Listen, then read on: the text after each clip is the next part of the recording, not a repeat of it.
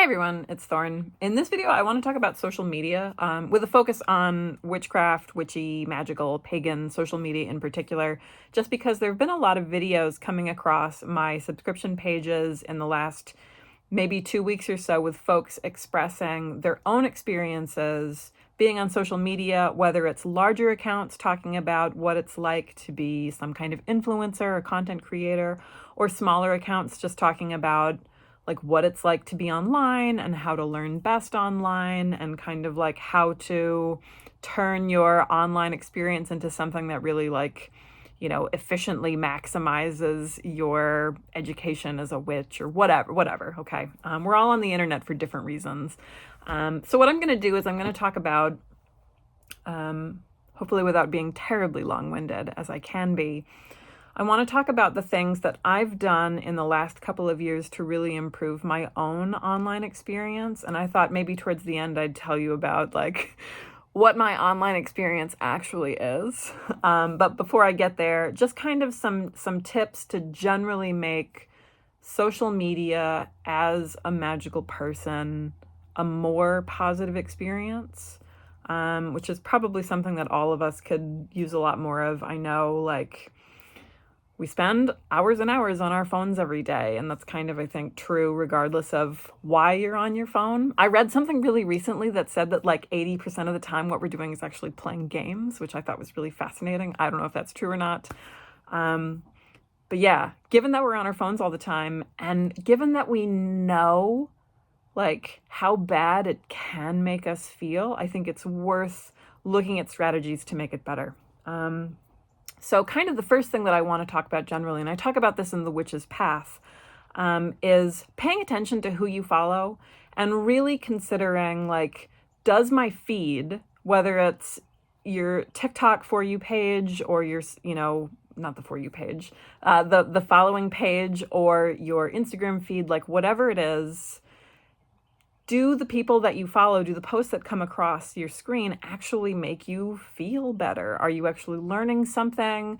Do you find yourself feeling envious? Do you find yourself, feeling like you're not good enough or whatever? Like, if you pay attention to those things, it becomes clear pretty quickly, like, which accounts are actually like benefiting you and which aren't, and then just kind of mercilessly cutting the ones that don't make you feel good. Something that I've actually been like pretty openly criticized for on all of my social media platforms by like most of the time by just like random people is my follow to follower ratio.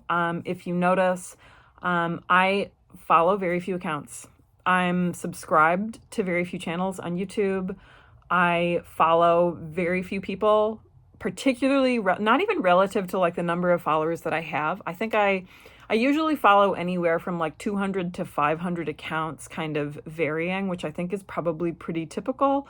But it's definitely low looking at how many people follow me. I might subscribe to a couple dozen YouTube channels. On TikTok, I think I'm following like 200 something accounts. Like, it's really small. And that's something that people will leave in comments like, oh, you're telling people to like follow people on social media, but like you barely follow anybody, right? Like, hypocrisy.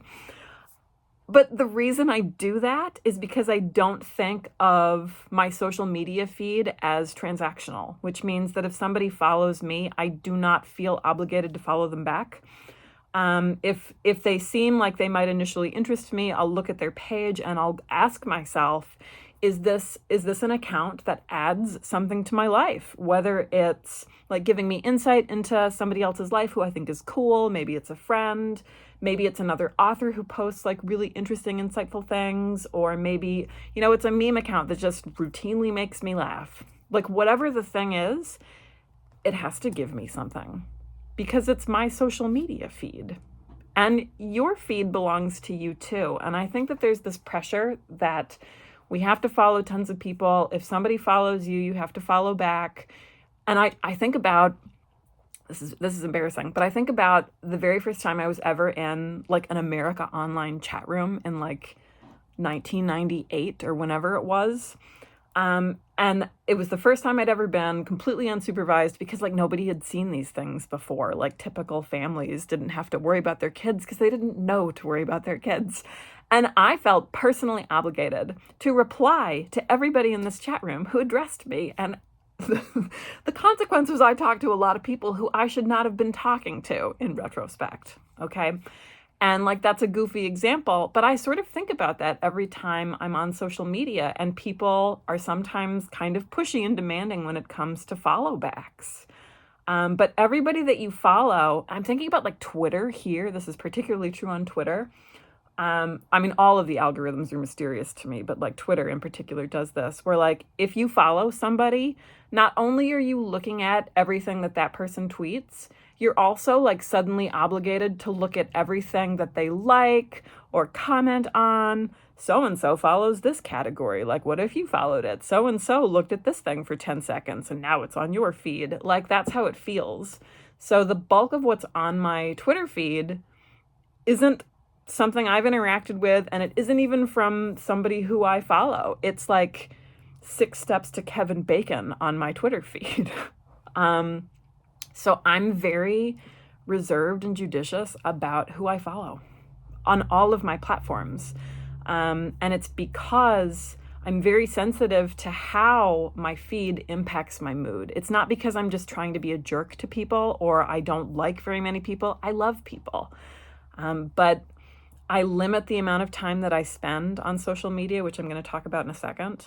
And given that, I want to make sure that that content that I'm consuming is from accounts that I'm genuinely engaged with. So it's okay not to follow people, even people you like. I don't follow some of my friends.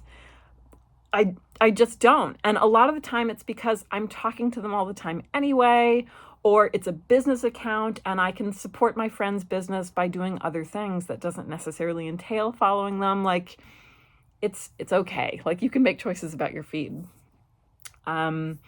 Related to that, it was life-changing to realize that you could mute words or mute accounts or mute hashtags on various platforms.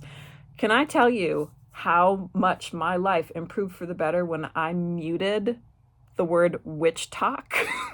Like, oh man. And I'm on witch talk, okay? But like instantly the drama of it all just like disappeared from my feed. I no longer know who is mad at anybody else or like what crazy thing Gen Z is up to. You guys get off our lawn, right? Like I just don't know anymore. And it's such a relief. I also went through and I muted folks who have reputations for like stirring up various kinds of drama, which isn't necessarily like a personal judgment. It's just, y'all, the only person that I have blocked on Twitter is Ellen DeGeneres, and it's because Ellen DeGeneres' sponsored ads were just so aggressive, and I was tired of seeing them, right? I don't have a problem with, actually, I don't know very much about Ellen DeGeneres. Maybe I should have a problem, but like, I blocked Ellen DeGeneres, okay?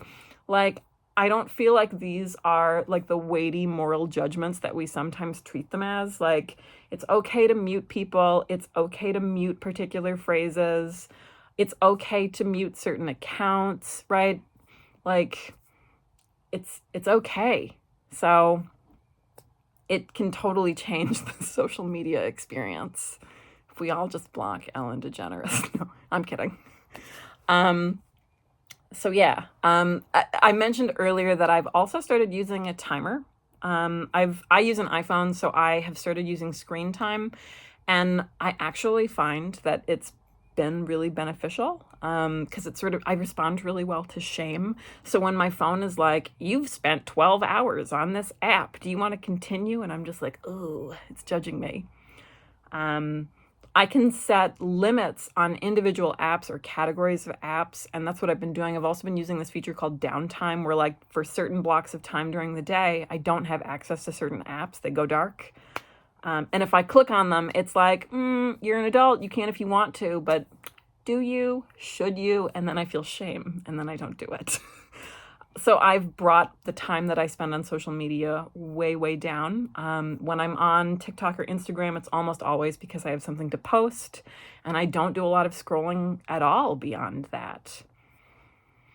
So there's that. The last piece of advice that I think is going to be kind of abstract and weird, but I'll say it anyway. I really think that there was a shift somehow culturally from where we were talking about like posting videos or like pictures of our plates of food on Instagram or whatever, like where we were like sharing our lives.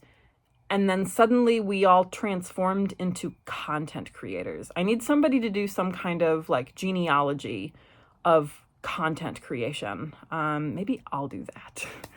I'm sure it's been done. I'm sure it's been done to death, but I don't know at what point that became a thing, but it really has changed the tone of my experience online. And what's weird about content creation is that now every individual can potentially be a brand. Like you don't have to be a business owner. You don't have to be an author like hawking a book. Anybody could potentially be a content creator. And I think it's because of this weird sort of like, we live in this kind of like Mad Max like economic world where like all of us are sort of counting on like maybe someday somehow randomly becoming famous online so we can all kind of escape like the economic hellscape that we actually live in. Like I don't know, but you know, like if you think of yourself as a content creator, and if you are a content creator, like I'm a content creator, I guess that's what they call us now, but if that's who you are, that's awesome. But like the average person on the street, like I think this pressure to think of like absolutely everything that you post online as a product that potentially has some kind of like financial value, just it makes the online experience worse in so many ways. I think it creates a lot of the bad feelings that a lot of us have when we're scrolling, because it fosters that feeling of inadequacy that then makes us buy things. And this is true in witchcraft communities, maybe particularly because witchcraft is a hot commodity right now. So like just being conscious of that. And if you find a way to kind of release that pressure for yourself, I've found that that's had a lot of benefit for me. There's some things that I think about as content, right? Like if I'm promoting a book, if I'm promoting something that I'm doing, right? If I'm going to be at an event, whatever.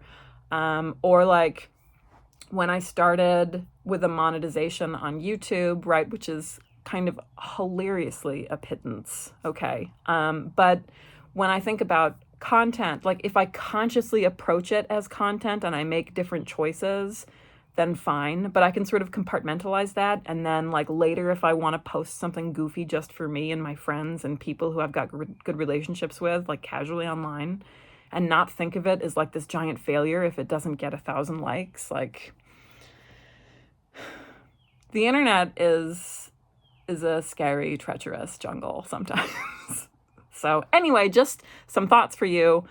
I always talk too much. I feel like I talk too much, but just in the last minute, without naming anything too specific, largely because I do everything off the cuff and I'm going to forget, I thought some of you would be amused that across all of my social media accounts, I actually comparatively follow very few witchcraft accounts. On Twitter, I follow a lot of scientists, especially Black scientists. I'm very interested in entomology. Casually as a kid, I thought that's what I wanted to be. So I follow a lot of entomologists. I follow a lot of religious studies scholars because that's what I'm doing in school. On Instagram, I follow a lot of like financial planning and advice accounts. I really like Chelsea Fagan and the Financial Diet, right? Like millennial women doing investing for themselves type stuff. I think that sort of thing is really interesting. I'm really interested in like social analysis. Like I follow Maintenance Phase. That's actually one of the only podcasts that I listen to, and it's about kind of like it's a critique of the health industry and like how we talk about dieting and food. It's great. So, like, that's what my online experience is like. It actually, I don't follow a lot of witches, and the witches who I do follow overwhelmingly are personal friends, or they're people who, like, I follow their work and I just find them really inspiring. Like, if I follow other witches, I generally speaking do so really intentionally.